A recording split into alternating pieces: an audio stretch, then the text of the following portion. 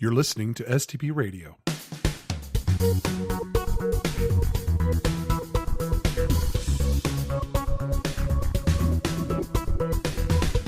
Welcome back to STP Radio. I'm your host today, Mike Lyles, and I'm so excited to conduct an interview with two special guests today. STP has teamed up with DCAST, which is the DC Agile Software Testing Group. It's the largest Agile testing meetup in Washington, D.C. metro area, and we're happy to have with us today Peter, Kim, and Cynthia Wu, the organizers of DCAST. And I would love for everyone to know a little bit about these folks, and I want to introduce them to you. Welcome to the STP Radio show, folks. Hey, I'm glad to be on here, Mike. Thank you. Thank you very much for having us. So I wanted to give you guys just a quick opportunity to tell us a little bit about yourself and how, your background and how you got into software testing. Let's start with you, Cynthia. Wow. So I guess I was an accidental tester. If you asked me what I wanted to do out of college, testing was probably the last thing I would have told you. Mostly because they don't really teach you how to be. I don't think anyone really knows how to be a good tester. It's not really taught in any sort of educational form. But I got into it after being at my first company. I first was a developer for a couple months, and then I was transitioned into this very weird sort of functional. We called it a functional analyst, but it was like a requirements analyst and project manager, and you had to really know everything to be really good at this. Did that for about 11 months and was looking for a transition out of it because I kind of just missed getting into project work. So I was friends with one of the QA managers at the time, and he told me about how they were looking into developing a bunch of automation frameworks to help with their regression testing. And he thought I'd be a very good match because I knew programming. And since I worked with a lot of the quality engineers that they had already, I could help teach them how to write good code. So got into that, thought it was a temporary thing, but then I kind of fell in love with it. So that's how I got into testing. I've been in now testing and quality assurance for about 7 years now. Well, I can relate. I think a lot of testers will say the same thing. I didn't think I was going to be a tester when I started. I was the same way ever since sixth grade. I was going to be a developer for the rest of my life. That's all I'm going to do. And once I found testing and got into testing, it just became part of my life, and it really was. I knew it was my calling. It's something I should do with my career. And I think it's interesting what you said. I can go to a room of people. I spoke at a meetup here in Charlotte, North Carolina, just a week ago, and at that meetup, it wasn't a testing meetup. It was actually a business analyst meetup. What I found was I could tell you who in that room would make a great tester just off the way that they answered the questions and interacted with me. You can see that. I mean, I look for people who are curious and people who ask a lot of questions and really want to understand things. And I think business analysts, they usually ask a lot of questions and get details. But what I found was there were just people, particularly in that group, that just stood out as you knew they could be a good tester. And when I'm speaking and going through the slides, I could tell people would stop me and have questions. I'm like, you'd make a great tester. And I give some examples that were related to testing, just to see, and it was very interesting to see this. This was one of my first speaking experiences where I wasn't speaking to a testing group, and it was really interesting to see how they interacted differently. So I agree with you. I think most testers will tell you that they kind of fell into it. It kind of came upon them, but it also, you kind of know you were born to do this, and I love your story. Peter, how about you? Tell us a little bit about yourself. Sure. My story is a little bit similar. So I've been also started out as a software developer, but I did that for probably a good 5 years. And I enjoyed writing lots of code right out of school. I joined IBM, and one of the biggest contracts actually at that time in U.S. history was the modernization of the air traffic control system, which ironically is in the news even now. And so I was on this project led by IBM, a few other Department of Defense companies, and it was a $4 billion system that I was working on as a Ada and C programmer. And I worked on a lot of microcode and firmware for radar systems. And so we worked on this $4 billion system. Of course, the FAA, air traffic controllers, the union, they wanted a raise. And so that's when Ronald Reagan canned them. Anyways, this $4 billion system never saw the day of light here in the U.S. But ironically, it was sold to Taiwan. So at that time, Taiwan had actually the most modern air traffic control system in the world in 2000. And so one of the things that was required was a 720-hour nonstop test.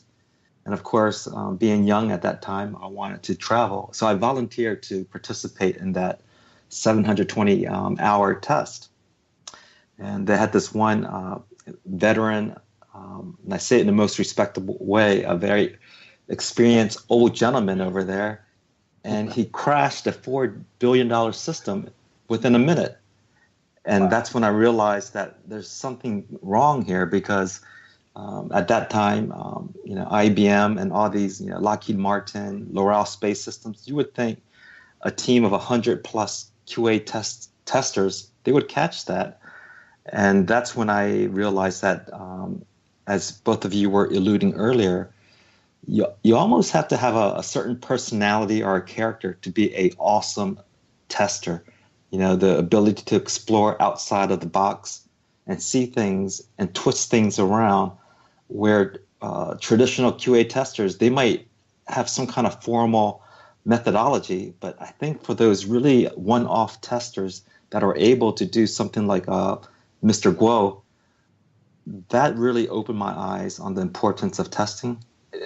So anyways, after that, I quit IBM and started my own little company, and I just did startup after startup. And this is when the technology boom was taking off.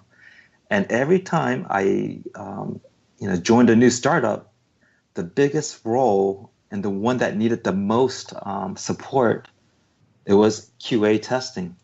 And it wasn't that I wanted to do it.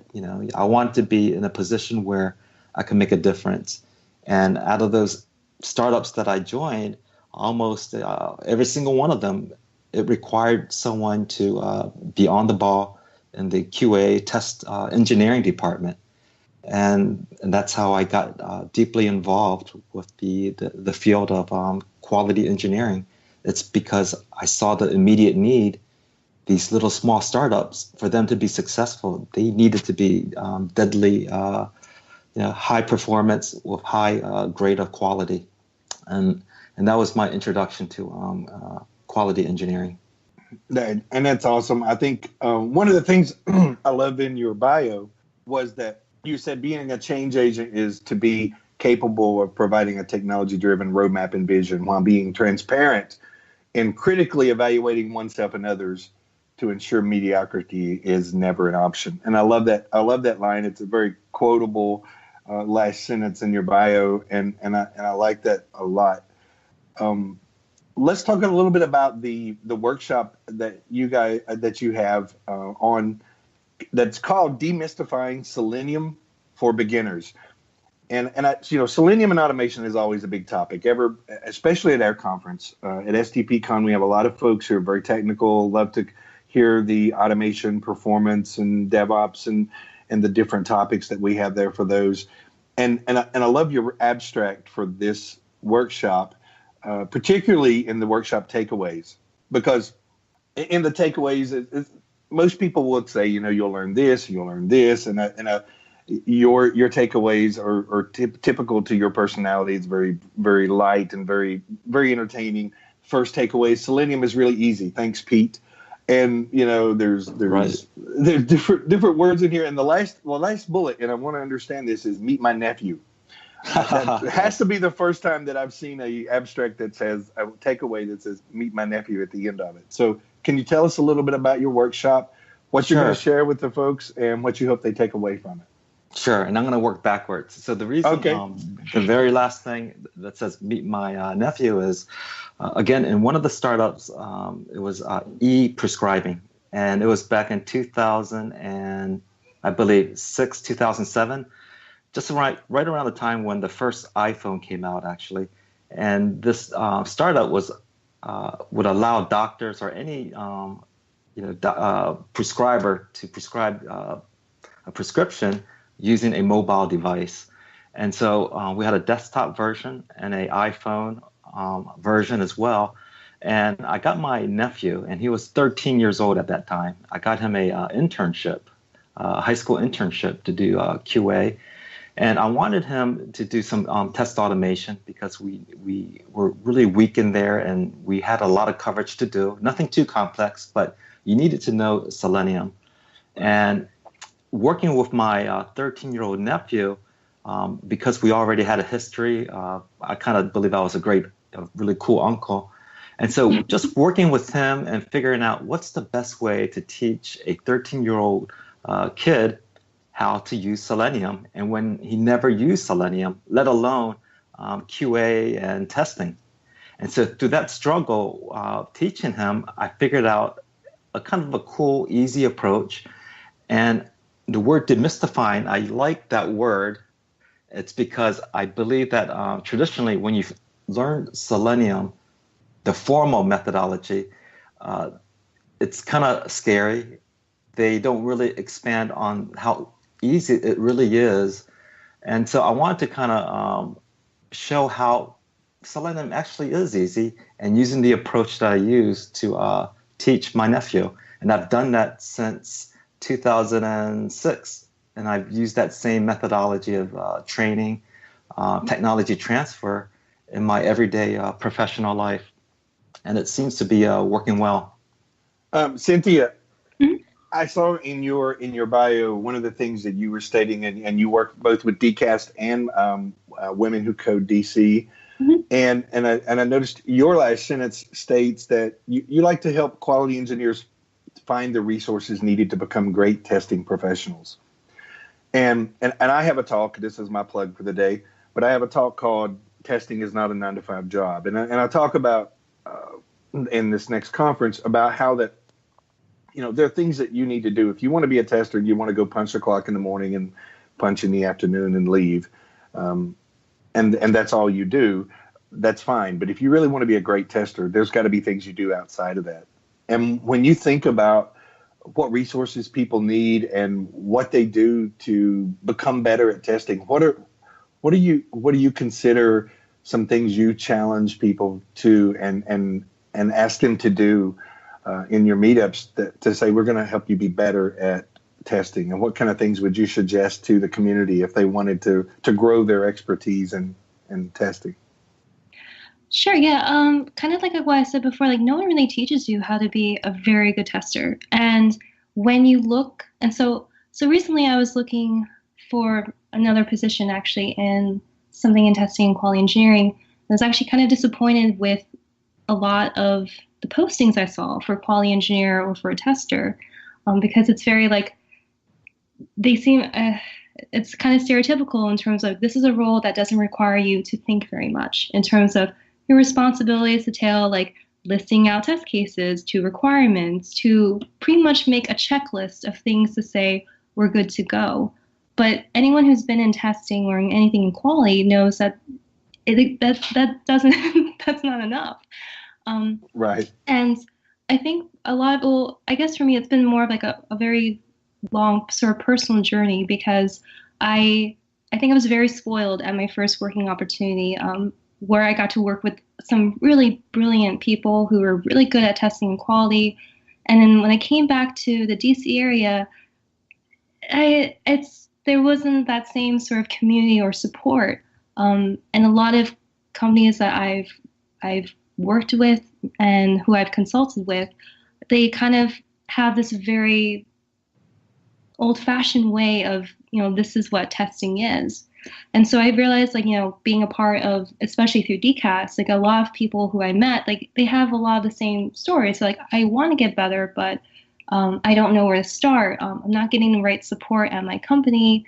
My manager, is not really helping me. And so what I mean to say for, making sure they have resources, I want to show them that, there is a bigger world out there. I was very fortunate at my last company that I also got to work with very brilliant people who were in testing, who were very big in the whole testing global space. And so because of them, I got to see there is a bigger world outside of DC. Like there's a global community of testers who have all this knowledge and all this experience, and a lot of them, like, they know that, as a community of testers, we all either make it together or we don't. Because unfortunately, because there are people who feel like, oh, this is just a 9-to-5 job. All I do is just sit here, click some buttons, and make some things go green. I'm done. It doesn't really send the right message in terms of, like, this is really what testing quality is. And so to me, like, I have this mentality that, together we will do great things or we won't. And so I'm hoping that we will come together and do great things. So in terms of resources, like, I want to be able to share with people, like, hey, there's great things like conferences like STPCon and other ones out there where you can meet other people, get experiences. Hey, if you want to learn more about, like, maybe automation, here are some really great things for you to learn. Especially, like, after meeting Peter, hey, there's maybe a better way of approaching, like, Selenium automation. So things like that. So it's very, I guess really what I'm trying to say is, like, I'm trying to make sure that, I don't want anyone else to feel the position that I felt at one time, where I felt like, maybe this career is really not for me because I don't see where to grow from here. And I don't want anyone to feel that way. There's so much growth, especially around testing, especially with how software is changing so rapidly. The demand for having someone who's really good at testing and quality is now even more apparent than ever. Yeah, I can't agree more. I did some research with about 40 or 50 testing professionals for a keynote that I did through last year. And what I found was, when you start asking questions, I had 5 questions I asked them, and it made for a great presentation, because what I found was, when you start pulling together what problems people face and how they handle those problems and deal with those problems, a lot of it is similar. And when you get to share that story with people, my first phrase to them is always, you are not alone. The problems you think you're facing in your organization that are just about you are probably being shared by hundreds of other people who are having that same type of issue, same type of problem. And if you work together as a community, you can hear how they handled it. And I like what you said, attend conferences, be on Twitter, and look at blog sites, get out there and look at what people are saying, so that you can really hear how they're solving problems. And I think it's good to hear how they did that. So with that said, let's talk about a case study that you guys have done. And you guys have a session that you're co-presenting called Turning the Page, a case study on Selenium page objects. So can you tell us a little bit about that and what you got from your case study, and then what you hope to share with the folks in your session? Yeah, sure. Cynthia, feel free to jump in. So one of the things about turning the page, I just, it's something that I worked on back in 2003 without even realizing it. But turning the page is basically, I don't know if you guys ever heard of the 4-color theorem in mathematics. It's basically a theorem that says that to prove any mathematical theory, indirectly, the mathematician who's writing that theorem, they pick numbers and rule sets which will only provide them more, proof that their theorem is correct, whether they knew it or not. And I believe in the world of QA testing, when you learn the formalities on how to automate or even how to test, it applies that 4-color theorem, in that we believe that these rules and these methodologies, these are the correct ways to do testing or automation. But there might be a big, what if I'm wrong? And so indirectly, when I learned about, domain-specific design, when you write software, as a software engineer, I applied that when I had a bigger role in writing QA automation. And quickly I realized, wow, this thing called the page object, or the page factory, I kind of felt like this stuff is really old hat. It's just renaming and rebranding a software design pattern, composite composition, and just making it harder for someone to do something in terms of writing Selenium code. And I'm not saying it's wrong, because it does work. And if you are using the page object the traditional way that everyone sees it, I think if it works for you, I think it's great. There's nothing wrong with that. But I believe that there's just an alternative way of designing your automation framework where you can achieve the same thing or probably even better coverage without having to code so much. And that's where turning the page comes in. Just sharing an alternative methodology and design where you can just basically do everything that you currently do if you are using the traditional page objects, page factory, and achieve more robust coverage. And I've been using that for almost 10 years. And so it's really great, like Cynthia was saying, that to share it with other members in DCAST and outside of DCAST and get their feedback. Sometimes it's overwhelmingly positive, and sometimes you get feedback such as, that's blasphemy. Everyone knows that the best practice is page objects. And we just had a meetup 6 weeks ago about page objects. And most people were like, yeah, this is really cool, the way you do modeling. And a few folks afterwards were saying, that's not the best practice. The best practice is actually the page object factory that comes shipped, embedded with Selenium. And I have to remind them that did you go to Selenium conference? And I think it was in Texas this year. I was like, one of the founders actually said that if he could, he wished he could rip the page factory out of Selenium if he could, but it was too late. And so it's kind of weird. You go to these, conferences and workshops. And again, I'm not knocking on anyone because, I do get hate mail once in a while when I talk about this. Again, it's just an alternative. And for those of you who are using the page object factory and it works for you, I think it's great. And I'm not knocking you for it. I'm just saying, come to our session and hear others kind of share how they went from using the page object factory, the page objects in the traditional sense, to the model-based approach, and just make a decision for yourself. Yeah, so to go off of what Peter said, I think what's great about this talk is that it's supposed to engage people to think, further in terms of how do we make things better? So when I first started using Selenium, I learned page objects. I remember looking at the Selenium page and they telling you okay, well, this is where you assign your actions and this is where you put all this in your page and everything.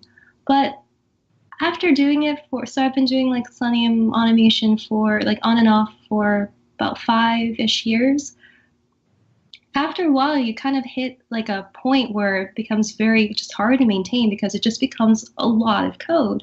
And they definitely have some advice in terms of how to break things down into smaller objects. But after a certain point, you kind of have to ask yourself, is there a better way? Is there something else that I could do to, just make this more manageable?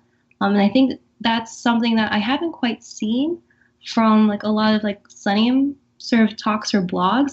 There's a lot of great, blogs out there to help get you started, to help, you understand the Selenium library. But I don't really see a lot of blogs out there where it's this is an enterprise version, or this is what someone did for an enterprise and they use Selenium well and they're happy with it. So it's you kind of have to ask yourself okay, well, is there anyone who's using this on an enterprise version page objects and they're really happy with it? So that's kind of what I think that's kind of why this talk is going to be really interesting, because it's going to hopefully get people to get engaged and start thinking about that in terms of if I'm going to fully invest and have a bunch of UI automation, what are some things that I could do to make sure 5 or 6 months from now I have all this code, am I going to be happy? Right. And so to follow on that, another part of the session is not only talking about an alternative way to, get a turbocharged way of managing your page objects, but it's also a way to get you to think outside of the box and ask questions about automation. And the most simple one would be, why is it in the world of QA automation we're using frameworks that are always based on JUnit, NUnit frameworks, when traditionally JUnit, NUnit, XUnit frameworks were primarily used for unit testing by developers. Why are functional tests written by QA engineers leveraging a framework that was originally intended 17 years ago for unit testing?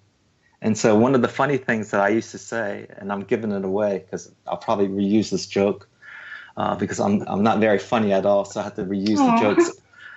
And so I would say, hey guys, the longest Selenium functional test that you wrote, how long did it run? And usually the answers are 45 seconds and sometimes 5 minutes. And I'll say, well, I ran a Selenium test and it took me 25 hours. And people are like, what? What are you talking about?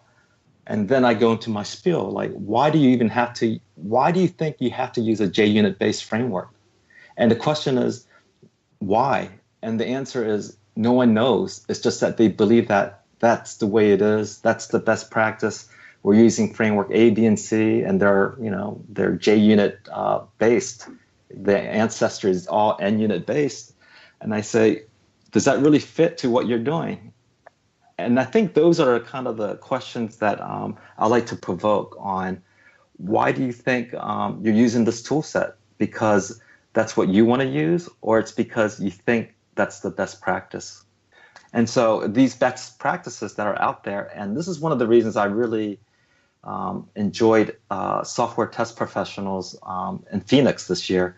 It was so thought-provoking. I think the keynote speakers were awesome. And the one thing I got out of it, of all the other, I go to so many of these conferences, but the one in Phoenix really, really, it really made a big impact on me, because the keynotes, ironically, all circled and discussed be very cautious on what you believe is a best practice. And that's something that I always put in the forefront when I approach selection of a test automation framework or some kind of testing strategy and design. Is this really the best practice as everyone says it is?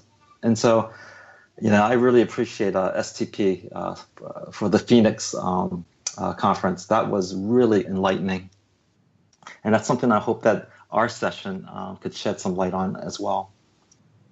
Well, we're definitely looking forward to it. And when you made that statement about people, just accepting things as they were, it made me think, and there was a quote out there, and it's from someone not famous. I didn't read this in a book or somewhere. Someone on Twitter had tweeted it, and I read it and said, is this yours? And they said yes, and I forgot their name, so I can't remember to give them credit. But they said the biggest curse to an organization is not we've always done it this way, but instead everybody else is doing it this way. And, there's no reason to do it just because everybody else is doing it this way. And to your point, we need to think differently. That's stealing a quote from Apple, but it's think differently, think outside the box. Don't even have a box. Forget the box, and I think that's something that people they're afraid to do sometimes, because they're afraid, well, I don't want to be too different. And then maybe they're in an organization that says don't be too different, and that constrains us as well. But I want to talk about your meetup, and I want to talk about, I'm sure that you guys are sharing this type of knowledge with your DCAST folks. And, were there challenges with setting up this meetup? I know you've got over 900 people plus there. How do you get them to attend, and what is your challenges as you were building this organization? Well, I really wish Jen was here. Jennifer Galvin is also one of our other organizers for the meetup. So I have to say that we didn't personally start up the meetup. It has changed hands over the years that it has been up. So most recently, it's changed hands to us. Jennifer Galvin she's been more. So I joined DCAST in 2013. When I first moved back into the area, I was looking for a support system, mostly because I was very frustrated where I was working. That's actually how I met Jennifer. And Jennifer at the time was, she started to become a sponsor of the DCAST, and and we were it was a little bit, difficult initially, I think in 2013, 2014, to get just people to present. I think one of the challenges in the DC area is just location-wise. It's very hard to find a place where people can, meet up, especially because not a lot of people personally live in DC. Most of us live in the greater DC area, and traffic is a wonderful thing. Traffic here is like no other. And Metro is, knock on wood, hasn't caught on fire recently, so it's good. I think this year, we've been a lot more consistent. This year has been very exciting because I think this year we've been trying to be more consistent. We've gotten feedback from people of like what kind of talks they would like, and we've been trying to be very good this year about having at least 2 events to make sure they cover topics that people would be interested in. We've gotten actually a very good consistent group of people who are coming out. Our largest attendance so far has been for Peter's. We had over 30 people come, and it's great that we're getting consistency, the same amount of people, and we've been trying to just make sure that we're also building like our online and presence. So we have a Slack group. We're going to actually meet this weekend and get hopefully our website up. We have videos on YouTube, so people who can't attend can actually watch the videos later, and they can continue being engaged. And so we have plans. We're hoping to do workshops at the end of the year, and just in short, just make sure we're still fostering this like very collaborative community of like support and knowledge transfer. So it's been great this year, and so I think the challenge for us is just keep that momentum going and get people to come out to more events. Yeah, can I add on to that? I mean, one of the things about one of the cool things about DCAST, and I've been part of DCAST for just a little bit over a year, is that we also have a Slack channel. So when you join DCAST, when you join our Slack channel, you have instant access to ask questions to anyone, and usually someone fields the answers. And Cynthia always posts incredible information that's very helpful. The workshops and meetups that are available, and so I can see why DCAST and its ability to reach out to folks in the Washington D.C. area, it's really a great way to get questions that you may have answered by a true experienced career-minded QA engineer, rather than someone you never met and you're slacking it or posting a message on Stack Overflow. It's really cool that you can ask a question and someone in the DC area who actually perhaps does that as part of their career, as their job, you can reach out to them. And that's the power of DCAST. And our meetups, I believe, they continue to get better. Cynthia does an awesome job of, lining up people. I don't know how she does it, but she does a great job. So for anyone in the Washington, D.C.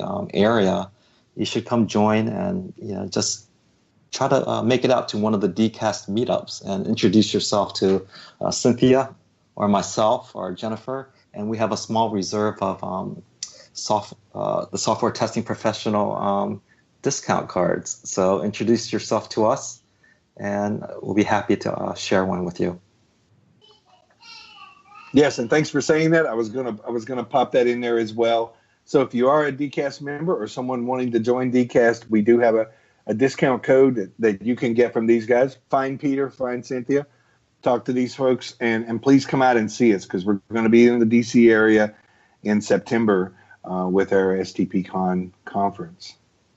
So Peter, Cynthia, it has been so great to talk to you two today. We could talk I know we could talk for another hour, and I love that, the engagement, the passion that I hear that you guys have. I know that folks want to hear this at the conference, and I can't wait to hear your workshops and your sessions there. And I just want to thank you so much for your time today and for being with us on the show. Oh, thanks, Mike. I really appreciate that and your time. This is always fun and enjoyable, especially talking with you. Thank you. Thank you so much for having us. We're very excited to be part of STPCon this year. Well, thank you very much. Well, everyone, this concludes our next episode of STP Radio. Thanks for listening. Stay tuned for more episodes coming soon. Keep up with us. on Twitter and Instagram at Software Test Pro. And if you haven't signed up for the conference, we're going to be in the DC area in September. What are you waiting for? Get out there and register, and we'll see you in September at STPCon. Thank you. Thanks for listening to another episode of STP Radio. To learn more about STPCon coming to the Washington, D.C. metro area, September 25th through the 29th, visit stpcon.com.